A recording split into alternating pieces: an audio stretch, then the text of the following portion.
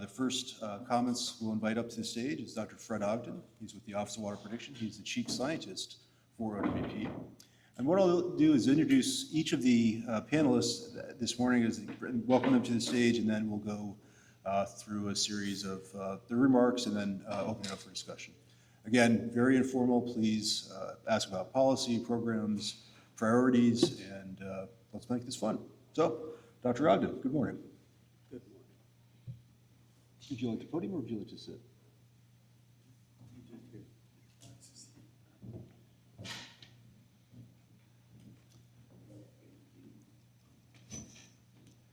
So, Fred, we did plan for 5 to 6 minutes of opening remarks. I don't know if I can toss you a few questions, but perhaps if you could start with the state of the science of Cairo from an OWP perspective, your reflections on the last couple of years, and perhaps maybe a few of the areas where you could see glimmers of hope and or challenges that we have yet to address. And I will say to remind all of us who are not necessarily present at the Summer Institute, perhaps your closing remarks would be a great place to start this morning from that side. Thanks, Ed. So I think that the truly transformative thing that's happened recently is the widespread availability of AI. And the fact that it can do so much so quickly. I think of AI when I work with it as a really talented graduate student. You know, it's capable of doing tremendous work in a hurry, but you gotta really watch it because sometimes it will mislead you. And when properly guided and prompted, it produces astounding code, whatever language you're working in. And it offers us the opportunity to accelerate the pace of advances. And I think that, my career, starting out from a computer rat to realizing that I didn't know anything and then going to the field and discovering that I knew even less than I thought I did, to the ultimate decision that all models are crap, we need to find some that work. I hope that AI can provide solutions, help us do things quicker and accelerate the pace that we can do things. And I told the Summer Institute students that I wasn't quite as brutally honest as I'm being with you all. I was a little more positive. But I think that's probably the biggest thing. So when I see presentations like we had yesterday morning, I'm heartened. I think that there's a lot of information that we have on data that our old-fashioned models cannot extract. And I do believe that AI offers a way to hopefully glean some insights about important processes. Yeah, the Cairo activities that are happening and challenges that I see yesterday, the afternoon roundtables were a really good example of that. A lot of folks are funded and they don't know exactly what's the operational pathway for their research and advances. And I think that is, as Charity said, we're a startup, we're working on that. But right now, the best thing that can happen is that someone at OWP, as Sam Contorno said yesterday, our final reports, when you stack them together, are about this thick. And they're, it's a grain bin full of wheat. And when your project's a kernel up there, it's probably not going to get much attention. So the best thing that you can do if you make what you believe to be an advance, a significant advance or a discovery, is to let Steve Burrian know about it. And try to get on the schedule of monthly Cairo seminars. Because those get the focus of OWP. And if somebody at OWP says, that's really great, I see an operational pathway for that, or it might help us with our operations, Then the OWP person can write a proposal to the AWI Cairo R2O project and have, basically get permission to have R2O staff start working as a liaison between you, your project, and OWP.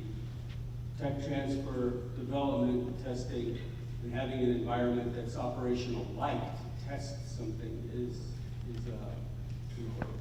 ultimate goal of Cairo. So I think that's the operational, the pathway to operation. It's the best and most likely. Your grain of kernel is not going to be seen in the grain. If you do something that you believe is a significant advance, it's in your interest to stand up and shout it from the rooftops in the direction of OWP. And the best way to do that is through Cairo. Thank you, Fred. The next speaker this morning is Dr. Elliot Wickham. Elliot wears a number of hats within the Office of Water Prediction and the broader NOAA family. Elliot is the Southeast Drought Early Warning System Coordinator, or DEWS Coordinator. Elliot's working with OWP as the low flow czar of information. And he's also coordinating a lot of the calls for proposals to invest this year from a low flow drought perspective within the Cairo community. Elliot? Okay. Good morning, everybody. So I know Ed said I wear a number of hats. I'll speak more so from the NIDIS perspective, although when we get into questions, obviously, ask away from all perspectives. But I'll just quick raise of hands. I know that some people do, but who has heard of the National Integrated Drought Information System, or NIDIS? Oh, okay. So I am doing my job, because that hand number gets bigger every meeting I go to, so that's good. So in boiled down, NIDIS works to work with federal, tribal, state, local partners across the country to work on enhancing monitoring, forecasting, planning materials, communication materials to help drought early warning and response for the nation. We do this at the local or the regional level, because drought looks different for every across the country. And so we have 8 regions. I am the coordinator for the Southeast. And we work across, we work in a space to help facilitate research to make sure that the stakeholders that we're working with in our regions, but also transferable across the country, that we are working towards meeting with research or doing research to meet their needs for drought early warning. So what that means for Cairo and how this relates to the Cairo, OWP, NIDIS working partnership here. This partnership is new, so we're working on in this facility to enhance low flow predictabilities and being able to have better hydrologic early warning across the nation. And so that means that working with Cairo, working on new R2O and figuring out what those needs are to meet NIDIS needs, OWP needs for low flow early warning and hydrologic focus. From an R2O perspective, again, we're new to this, but we do actually have one R2O component. NIDIS is working with Lee Ellenberg over there. I'll give you a shout out. We've been working, NIDIS funded. In the Southeast, flash drought has been an issue that has plagued us. Oh, we've had 3 bad ones in the last 5-6 years. And so figuring out what causes flash drought in the Southeast. I know that seems a little on the nose, but what is our exposure to flash drought in the Southeast, and how is agriculture affected? How is it going? flash drought.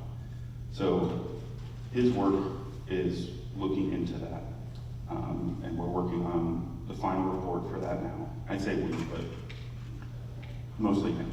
But we're working on that, and that's going to be information that's deployable to the southeast for decision-making, both in terms of when you need to really be monitoring crops for when they're most vulnerable to flash drought based on their stages of development, growth, water needs, but also to understand and communicate how, when we're monitoring how we're susceptible to flash droughts and when this happens. So great work there. So that's our R2O currently going on.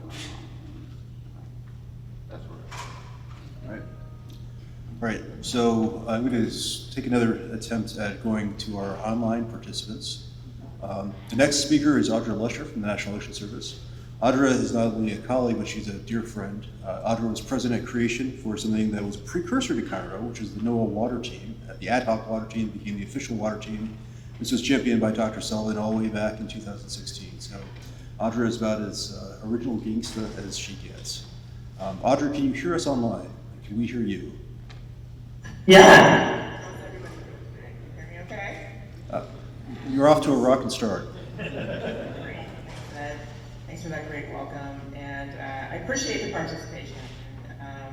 We had such a great time participating with the teams last year and learned so much that I appreciate you guys welcoming us back, even though travel constraints to be here with you guys through virtual participation. As Ed mentioned, we've been involved in this from the National Ocean Service perspective, from a number of members, not just myself. We've had a great collaboration with Weather Service and Offshore Auto Prediction from its initiation, but we bring a different perspective into the water game in our connections to going past just the emergency management community and the response focus, and we are working with OWP and others to look at timescale differences that are out to the future, that work with different user groups, and focus more on the user communities that deal with land use and the things and the issues that are emerging from changes in sea level rise and other factors that are driving flooding and compound flooding along the coastlines. So we are excited to get that moment to kind of hopefully continue to break the barriers between hydrology and hydrodynamics, begin to investigate the dynamic nature along the coast in waves and other aspects of and storm surge that are driving huge impacts in flooding that we've seen even just in the last hurricane season. And doing that collaboratively through what we call service delivery, and that was created under the umbrella of the water initiative, but then was expanded to NOAA, and that's really fully pulling in the user across the perspective and developing the products and services, right from research and through needs assessment, and then actually feedback on the generation of products, and then getting decision support tools, things that are beyond just forecasts, that are distributed through the WFOs. We're interested in doing planning products, and things for natural resource managers who are planning restoration and other mitigation strategies on the coast. So we're excited about this, and you talked a bit about what's the future, and AI was a great example, Dr. Ogden, that you brought up. We're definitely seeing that. Where we're seeing that is through this new engine that we developed with the Coastal Ocean Reanalysis. That's the first time we've developed an ocean reanalysis.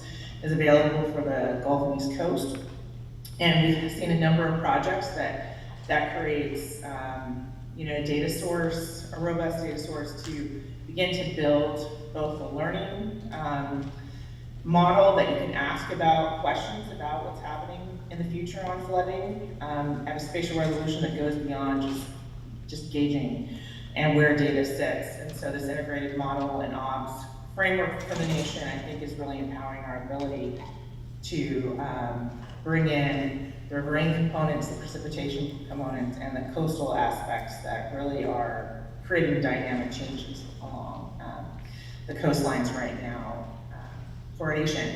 I will just mention one thing, that in addition to AI, cloud has been a significant opportunity. We have a cloud sandbox that was funded through some recent supplemental. And we do active research with modelers and have had probably one of the swiftest transitions.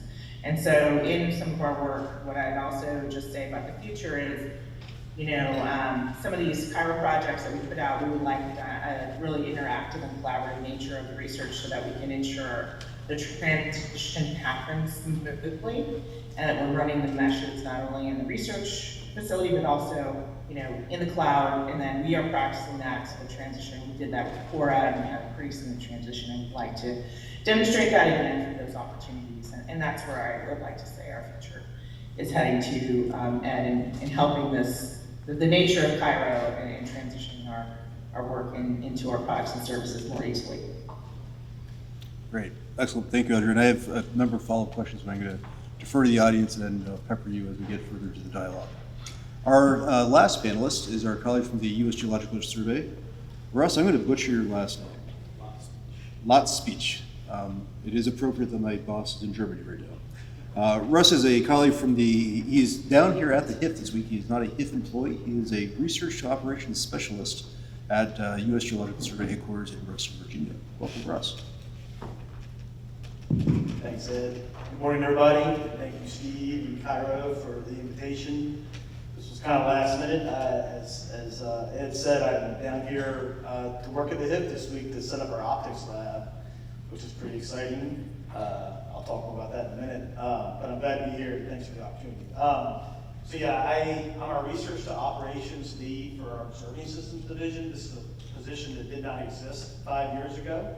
I also manage our next generation water observing system, or NGWAS R&D sub-program, which funds a lot of research. I see some familiar faces in here, some Cairo funded projects, and also we have several projects outside of Cairo that we're funding with universities and commercial partners to develop new water sensing technologies. And it's been very exciting. It's also a little bit daunting in the sense that, we have to control ourselves from just being the squirrel that's chasing the shiny object around the room. There's so much new technology that's come online in the last decade or so that it seems to be increasing at a rapid pace every day. One of the things that we have had to develop within the USGS water mission area is what we're calling a technology transition framework to really kind of put some structure around our research to operations activities. We've adopted technology readiness level scales similar to NOAA and NASA and other agencies have in place to really try to help us understand where these different initiatives are in that technology readiness spectrum so that we make sure we're being as responsible as we can with our investments and our initiatives. So I mentioned the optics lab. I agree wholeheartedly with AI. I agree with the cloud. These are both huge areas of growth for us, and for our camera-based monitoring program, which includes both fixed-mounted cameras as well as aerial drone-mounted cameras. We are doing a lot of research and getting very close to the TRL-9 level of operational readiness for several applications, image-derived stage, image velocimetry, to be able to make non-contact streamflow measurements, automated, without having to send crews to the field. Is a huge operational efficiency equation for us, our cost-benefit analysis. It also provides a ton of new information, pictures worth 1,000 words. So we're really excited. We have a fully cloud-based infrastructure that captures and disseminates imagery from over 900 cameras, and our vision is to have a camera on every string gauge. That would be 8,000 cameras, and we're hoping to hit the 4,000 camera mark in the next 3 years. That's kind of our projected path. So applications like ice detection that we're on and Steve Institute has been working on is one that's been showing great promise, and we're moving very closely to operationalizing that. We're really excited to help automatically determine percent ice cover to help with not only internal operations for managing that data, but also communicating to the public. And then the last thing I'll say is, with all of this new technology, these new types of observations, one of our biggest, within USGS, our biggest hurdles is how do we communicate that this data is different or unique from our traditional, 125-year methods of capturing measuring stage and measuring stream flow. And so we are actively working on new ways to communicate metadata to the public, to the end user, so they can effectively, understand what the data is and use it appropriately. So then, developing consistent methods across the country to make sure that these things are applied in a way that is responsible and kind of, still meets our USGS mission. That's a lot of the work that we're doing, so thanks. Thanks, Russ. And I would say, as we in the Weather Service are pushing towards more data-intensive, metadata-intensive operational capabilities like flood and data mapping, we certainly share the vision that a picture is worth 1,000 words, particularly as it comes to communicating the criticality of what we need to do as a nation to respond to our water crises. So those are our opening remarks. I will open it up. I do not know if we have microphone runners today. We do have microphone runners. So I have a series of questions I'll ask. I'm looking across the room and see if there's anybody to begin with. I'm looking over at one person in particular. No, I'm going to give it the David Valley 7-second rule. Oh, Jason.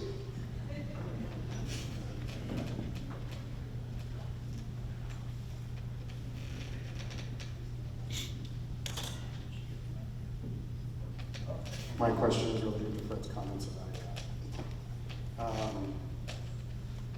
Fred, your comment got me thinking. When I sat for the NFB, they gave me a pencil and a calculator, and I haven't used a calculator since. Maybe for your hydromet final, that was it, right?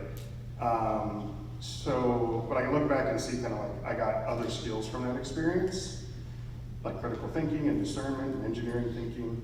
So like with the presence of AI, not just for modeling, but then also LLMs, right? I guess what kind of new skills do students and new scientific professionals need? And then how do we train those skills? That's really a fantastic question. I was thinking about that after I made my first remarks. You have to guide AI. An LLM make stuff up. They do it all the time. And if you don't have an education in the fundamentals and know the science well enough, there's a good chance that it will mislead you. I find that when it prints out scrolls code in the window, it's really important to watch that happen because you'll see things go by that don't make sense. And so that's a really important thing. Fundamental education, like I said, I treat AI like a really good grad student. If you don't know the fundamentals yourself, it's really not going to provide a big advance in your field. It will give you abilities beyond your skill set. For instance, 2 months ago, I know that BMI is 45 subroutine functions that your code has to have, but I've never actually written a BMI model. I recently adapted the model to BMI from scratch.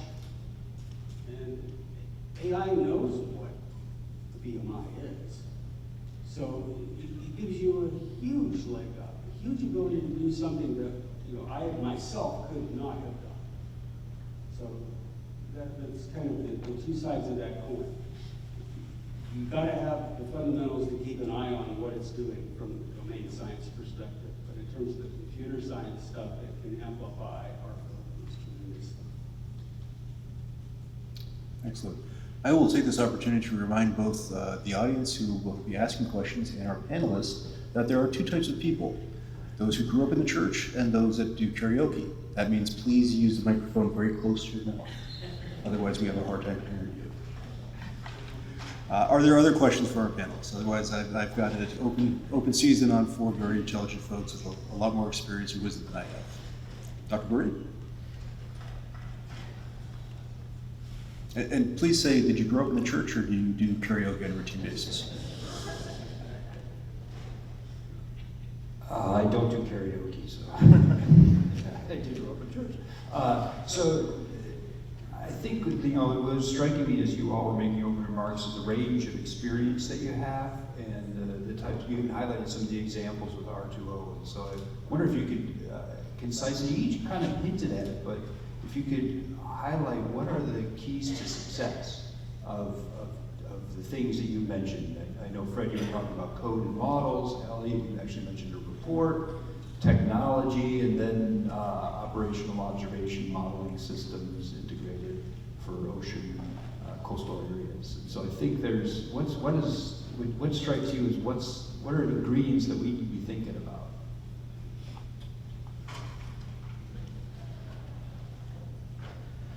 I'll take that, I guess. From my perspective, the biggest thing that we are having to really think more about is the implementation planning early on in the process. Because we historically done a lot of research and development. Lots of times it's been pretty siloed and not very well coordinated nationally. Someone develops a really cool product or comes up with a nice, approach to solving a problem, but there's so many institutional barriers and hurdles that hadn't been considered or discussed, and we're often going back to the drawing board, well after many months, many dollars have been spent to try to address those issues. So trying to kind of hit that off at the pass early on in the process, begin with the end in mind, if you will, is really a big focus of ours. Try to help improve that. Success from perspective of OWP and our interactions with Cairo, our development of tools and techniques that make it into operation. That's really what it comes down to. And that's TRL from 1 to 9. Most of you are working in the 2, 3, 4 realm. Some of you who have, I'll point a finger at some of our Utah colleagues over there. They've had a history of having federally funded contracts to produce operational or almost operational products. The hydroinformatics side of things tends to be a bit more advanced than the hydrologic science side. And that's really because of knowledge limitations. Hydroinformatics is dealing with more defined domain. So I think that having an operational environment, using the BMI interface is your ultimate end product. You don't have to develop your model as a BMI module from the beginning, but if you convert it into a model and test it using a BMI driver, that makes it so much more likely to become something that we're interested in using, because that is the future of the National Water Model hydrologic infrastructure. And so I think that success is that pathway, and it ends with BMI module running in the National Water Model operation.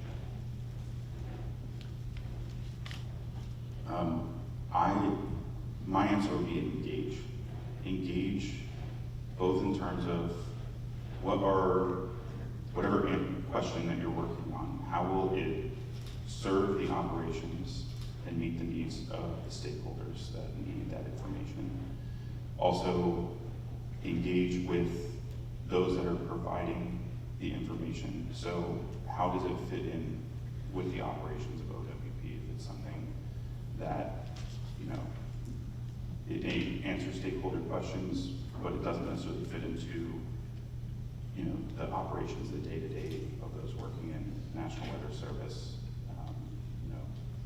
It can make it tricky for making it to meet get it out to the stakeholders. So engage and answer those questions for who's using this product, how does it fit in with the operations so that it can succinctly make its way in and then be actionable for decision making. Audrey, did you want to jump in?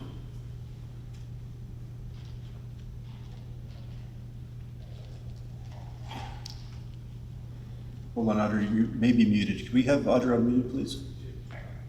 Sorry about that. Oh, Okay now? Perfect. Thanks, everybody. So I'll take a little bit of a different tact and when it comes to the transition phases. As I discussed, bringing stakeholders or people who will be part of transitioning the information to decision making. In your testing phase, not only knowing their needs and how they want the product to be brought into their decision making, sometimes it's integrating it through just providing API services so they can pick it up themselves, not building a tool on their behalf.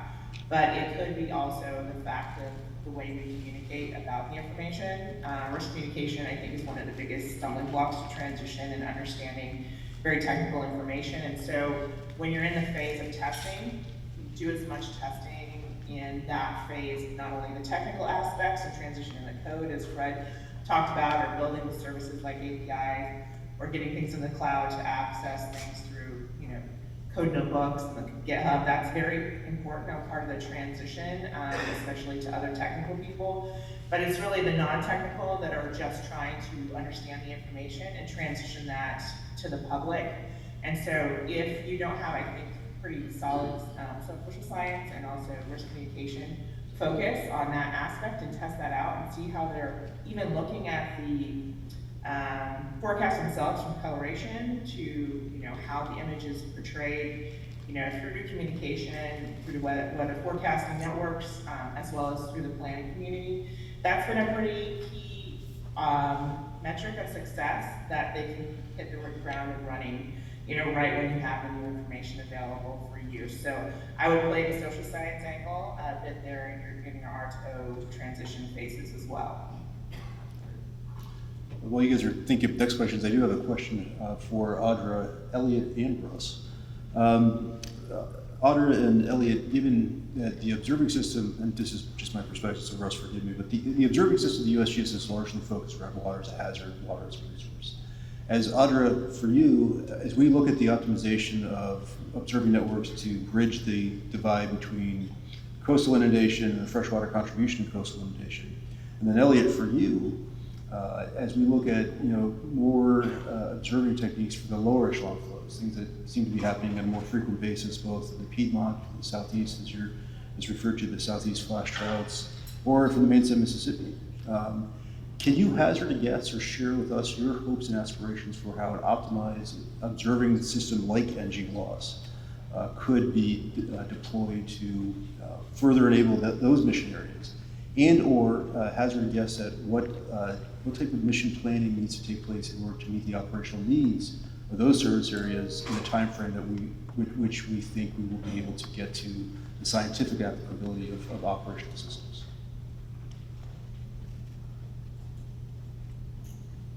I guess I can go first.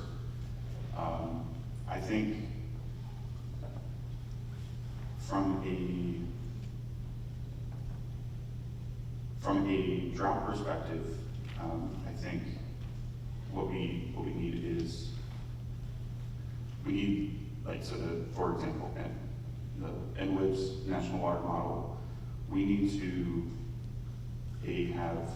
increase the calibration for the low flow, but it's also the deployment and the engagement with those in the drought community that are monitoring. So when there's kind of the bread and butter of where those in the drought monitoring world go for information.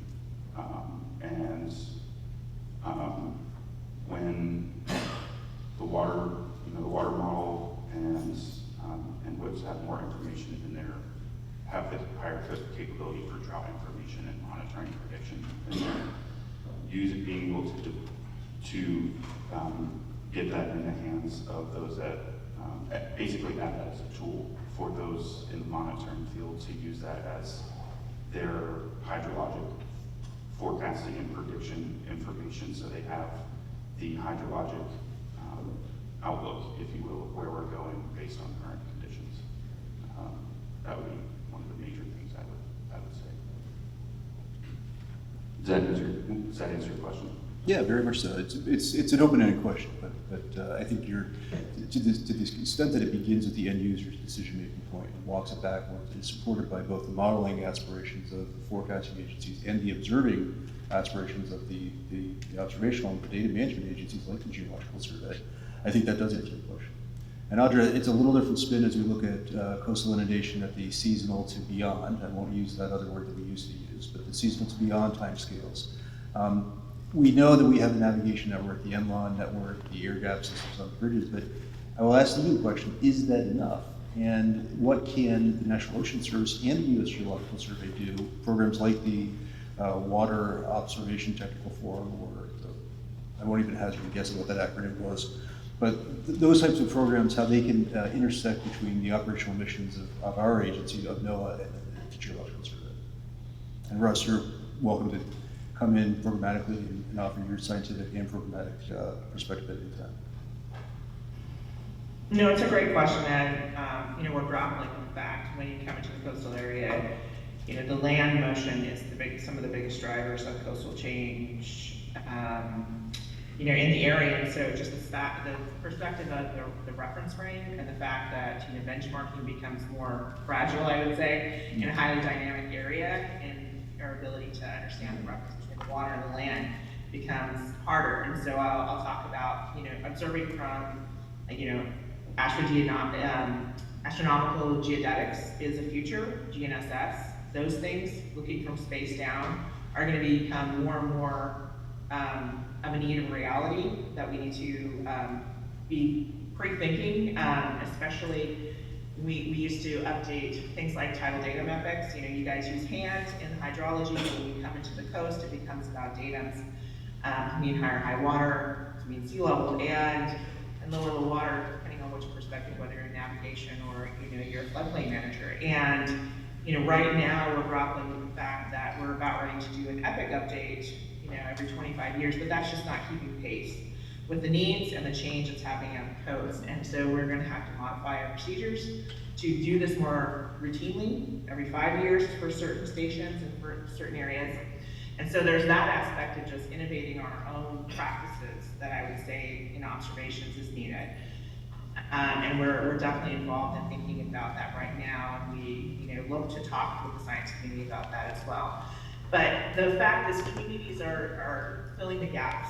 We'll never get an NLON at the real relationship of how communities need that, and nor should a robust and framework for the nation on tides and currents, which is for that mission for datums, can fill the community needs. And so we're moving into the direction of developing creatives and other things and testing community-based engaging, doing more autonomous work, things where we fill the gaps in between, what is, I would say, high-performing, long-term tide stations that have huge histories and records versus those that have maybe shorter-term records, not as much national reference frame relationships, but we can teach others to maybe read a certain threshold so that they can be more applicable to flood work, both for modeling as well as for decision support.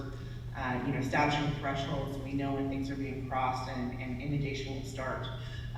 So that's where we're putting some time into the future into that, and filling the gaps, with the research community and through the regional associations with the IUCE and others is definitely, where we'd like to see a lot more, not just coming from us as a single organization or USGS, but these relationships and partnerships, I think will become more and more important as more communities establish these in the future.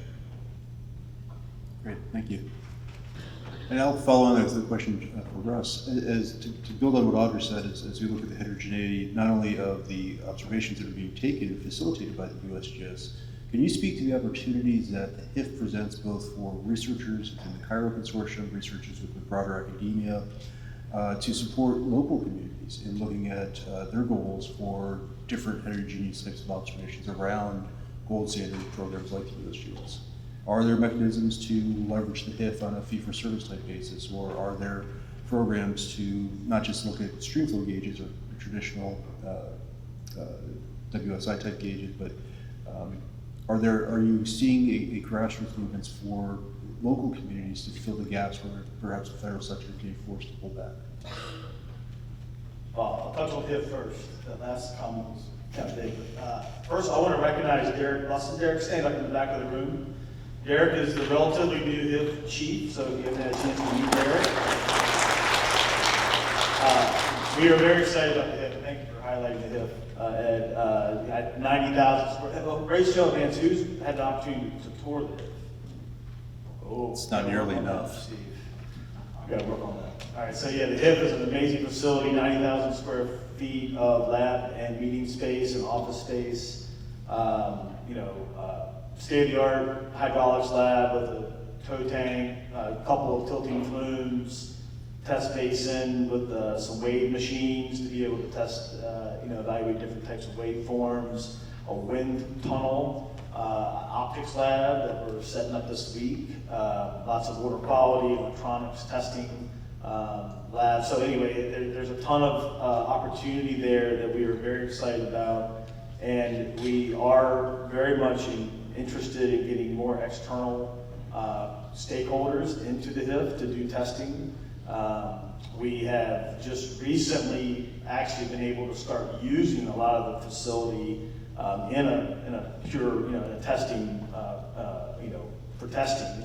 We had a lot of, there was some hang-ups on some of the construction and delivery of some of those items. But at any rate, yeah, we do have a fee-for-service. We've always had a fee-for-service program, but it's been much more focused on commercially available technologies as opposed to early stage technologies, and that's an area where we're really trying to change focus and support more early research and development activities. I know we've already had some university researchers in and some commercial partners into the HIF.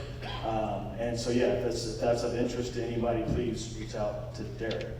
As far as leveraging non-federal data, we do have a furnished record program within the USGS.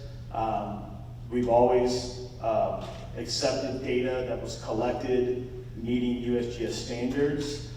Kind of what Audra was referring to, we are now trying to expand on our methods and we're implementing this thing called fit for purpose. So where data of varying quality or uncertainty we can still publish it through INWIS and make it publicly available, but we have to make sure that we communicate what that uncertainty and the method that was used to collect the data is available to the end user so they can determine if it meets their needs. You mentioned flood inundation mapping. Most FEMs don't need water level measured to 1/100th of a foot accuracy. A 1/10th of a foot is probably good enough. And there's a lot of benefits to us being able to provide that type of data. So yeah, as those methods continue to evolve and we develop our own structure for accepting these different types of observations, then those will effectively fall into the furnished record policy, our program as well. And I do see, more community involvement and being more of a clearinghouse for that type of data is something that we're very interested in. I think as Matt Womble said yesterday, we here within the Cairo community, University of Alabama, NOAA, the Water Center, HIF, we do envision Tuscaloosa becoming Watertown USA. And I think that would be a wonderful aspect to add private sector R&D manufacturing at some point. Unless I see a hand, I got a text message from one of my colleagues. Russ, this goes to you. Could you speak more to the wind testing facility? Specifically, what powers that? If you're looking for a source, Director Clark is full of hot air. It was a bad joke. I don't know who asked the question. Great question. We've never had a wind testing or wind tunnel. We didn't have that at the old HIF. We've never had that. I think there's a lot of applicability for, we mount a lot of equipment on bridges, especially a lot of the cameras that we're using now are mounted in ways that could be affected by wind. And so, figuring out ways to properly mount those in a way that are not going to be impacted by movement is one area that we're looking to use that wind tunnel. Just for scale, it probably has like a 3 foot, 3 foot by 3 foot kind of testing area. So it's not super big. You can't test anything really large in there, but it is there. And what powers it, I mean, I believe, it's just, Russ, to be clear, they were implying that my loquacious sense of sardonic humor could be used as a source of wind. That's hot air. powered by wind. Yeah. Anyway, could somebody please ask a question from the audience? Dr. Tarbon, thank you. See, that prompted the questions. So I guess David Tarbon from Utah State University. We all know the national water model is relatively short-term and it gives forecasts out to maybe 30 days or less. As we think about drought and water supply, so maybe this is a question mostly for Elliot, but everybody really, what are the plans for a national model that looks at longer-term water supply? And then also, where do you think the balance is in terms of, is the longer-term water supply mostly an issue of hydrology or more an issue of meteorology and climate? And how do you balance the research across those focus areas? All right, good question. In terms of, so we have the water model, we have the shorter term forecasts, and you get to a certain point with the forecast window that it's the forecast and it switches over to climatology, started to take over with some of the forecasts, and so ultimately what's going to drive the relationship with that is once we start getting stronger confidence in how far we're forecasting out rather than the climatology taking over. But it's not completely, it's not completely dependent on just the climate component where,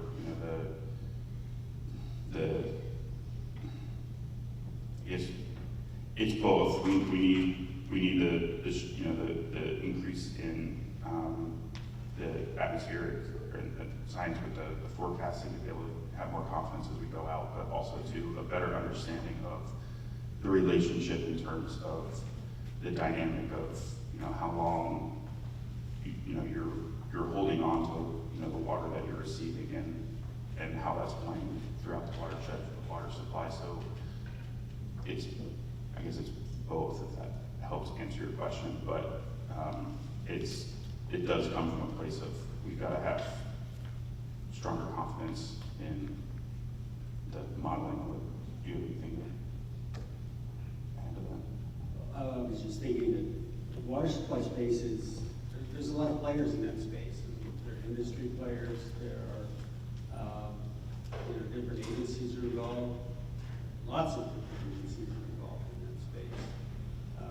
So I think that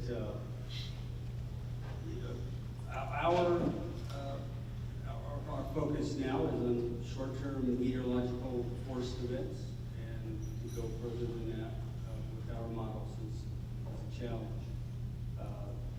The National Water Model was not designed to predict drought, and the model that's really good at predicting floods is probably not going to be the model that's predicting drought. We've got to focus on the process. So it's a real challenging problem. We were planning projects of people to try to get at that. From our perspective, to help improve I would say our long-range forecast would be, say, 30 days, maybe up to 60. 90 would be fantastic. The water supply forecast, our WFOs produce those regularly in the West. And they're based on climatology and experience. So I think there's actually some room for improvement there also in terms of pattern recognition AI. No, I think, Dr. Tarbon, the answer is, as always in hydrology, it depends, right? So on the October 1 forecast that the Colorado Basin Forecast Center will issue, it's largely based on what the projections are for the climate signals, through the beginning of the snow accumulation season.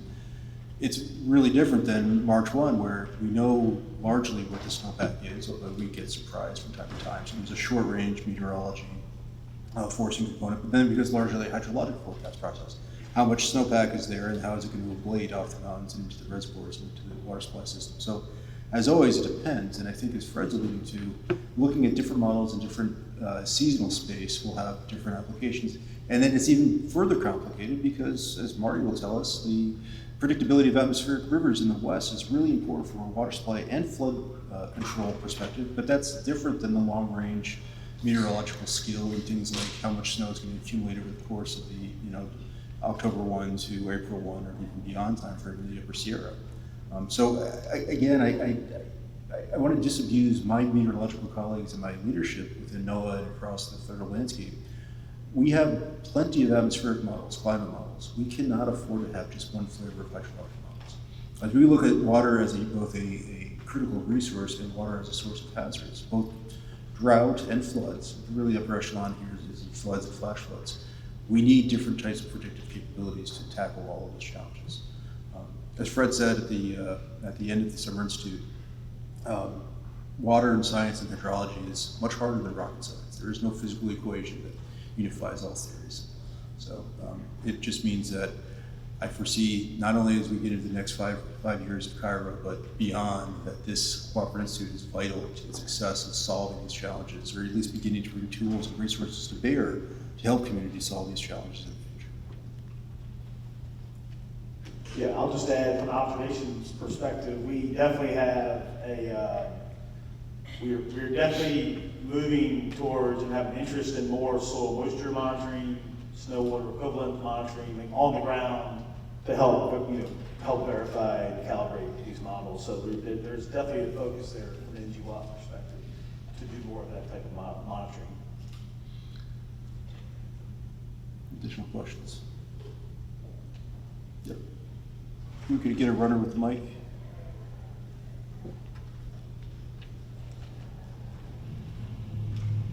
Can I just jump in real quick and add, when you talked about one flavor, I think also the aspect of water quality, I just want to put in that, the parameters, go beyond the physical drivers and the users, are grappling with issues about the quality of their water, versus the quantity, and, temperature and salinity are going to be a pretty big priority for us at NOS, through Cairo and over the next few years and in our own work. So, I agree with your statement, and I just want to add that aspect of the flavor into the model, and the different, development cycles we'll have to go through to expand that opportunity to provide more services in that direction too in the future. Yeah, excellent. I forgot about, as I always do, I forgot about our water quality aspirations as well. Thank you. Good morning, Hamid Moftahari from University of Alabama here. Thanks for insightful talk. So my question is about, there's been different entities involved in all those discussions. It's already touched on that, like there are coastal flooding, inland hydrology, there's like drought prediction.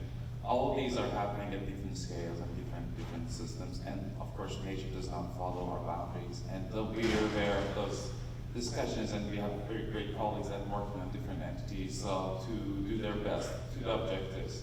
So my question is more, I would like to hear the insight of the panelists about how Cairo has been helpful in probably breaking some of those silos that have been formed due to bureaucratic barriers, if there have been any success in the past due to Cairo efforts, and what they see in the coming years.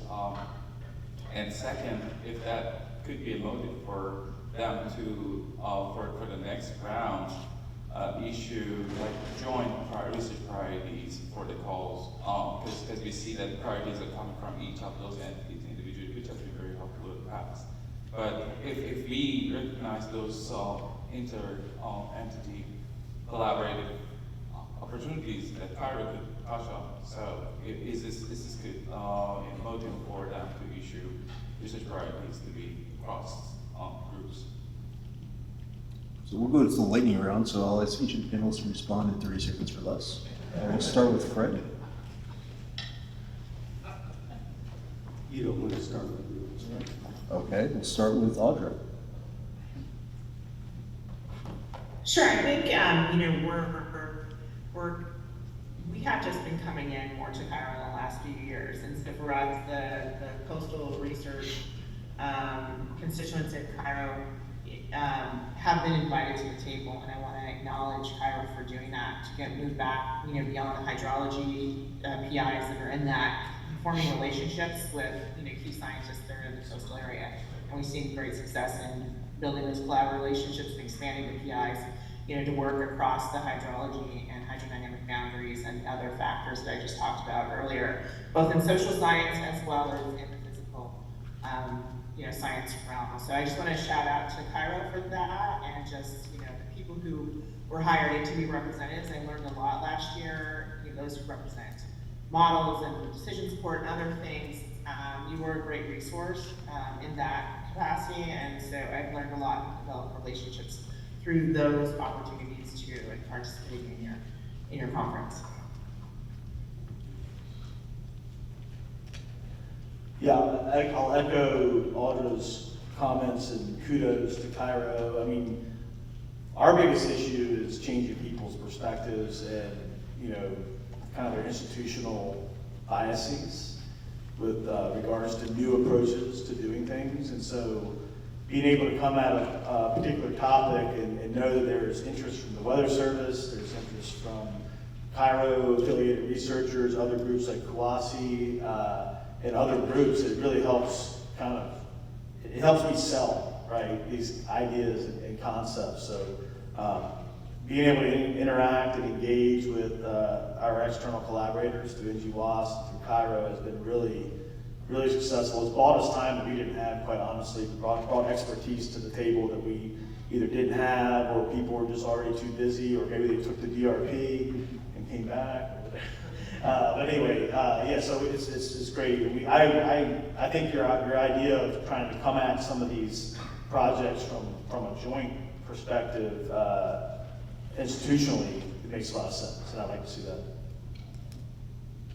And I'll just close by saying, we are buoyed by seeing proposals from multiple institutions, multiple disciplines. They're the stronger proposals. I think as we look at this round of proposals, that will become even more necessary. And the last thing I'll say, in the words of Tom Graziano, be curious. Be curious about each other, be curious about each other's science. That's the success I've witnessed here at Cairo, is that it's this community space of intellect interacting between modelers and hydroinformatics and social scientists that makes the sum of the parts greater than the whole, or vice versa. I always get those screwed up. Anyway, I want to thank our panelists, I want to thank the audience, and I'll turn it back to Sagi for the next session this morning. Thank you all.